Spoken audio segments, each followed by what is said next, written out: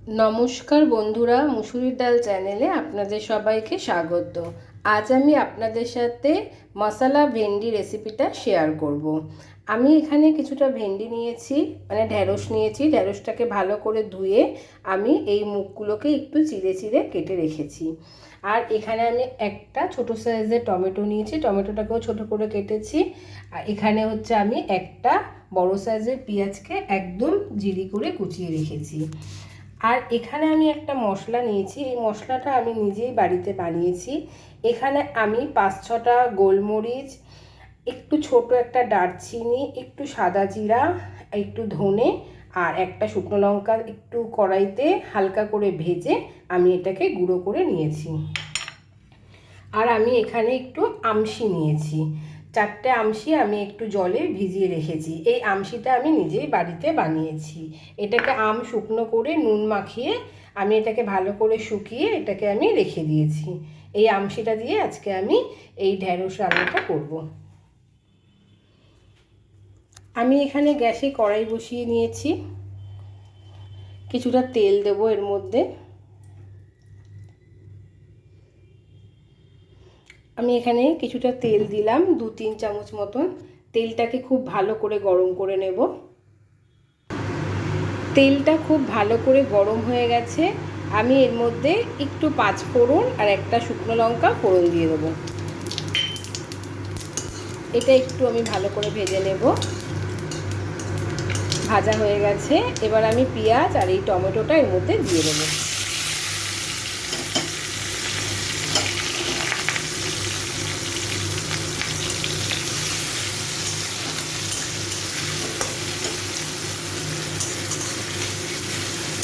এই পেঁয়াজ টমেটোটাকে একটু 2-3 মিনিট ধরে ভালো করে একটু ভেজে নেব।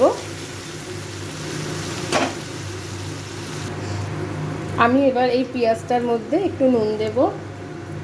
আমি এখানে 1 চামচ নুন দিচ্ছি। আর এখানে আমি একটু চিনি দিচ্ছি। এই পেঁয়াজটাকে আর একটু ভেজে নেব।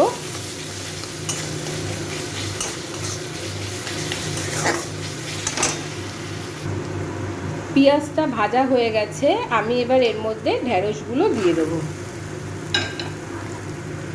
ঢ্যাঁড়সগুলোকেও আমি একটু ভালো করে ভেজে নেব।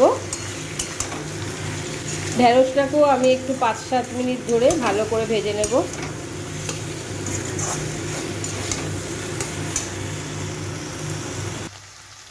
এইবার আমি এই ঢ্যাঁড়সটার মধ্যে একটু হলুদ দেব,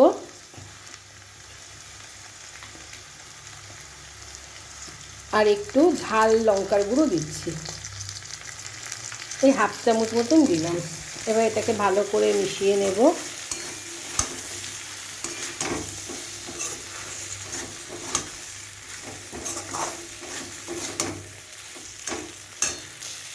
এবার এখানে যে আমশিটা আমি ভিজিয়ে রেখেছিলাম এটা আমি এর মধ্যে দিয়ে দেবো।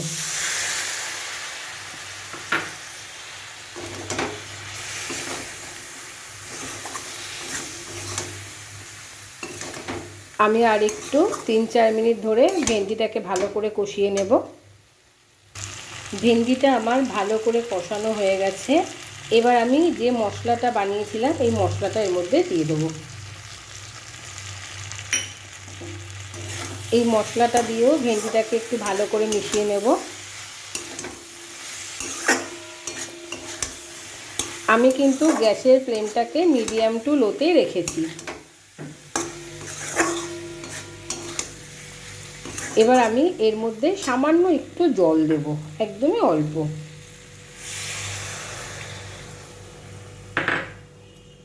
একদম অল্প।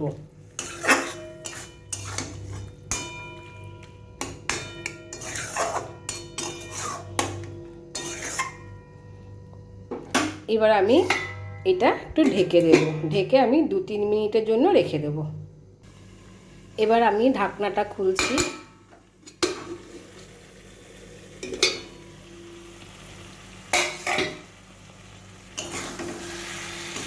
আমার এই টক ঝাল মশলা ভেন্ডিটা একদম রেডি হয়ে গেছে।